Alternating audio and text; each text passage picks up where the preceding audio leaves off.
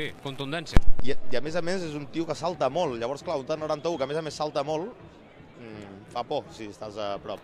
Fa por si fas metre i mig com servidor. Molt bé, ara Diniz Almeida, com si fos Beckenbauer, se la jugarà, prova el xut, gol, gol, gol, gol, gol! Gol, gol, gol, gol, gol, gol, gol, gol, gol, gol!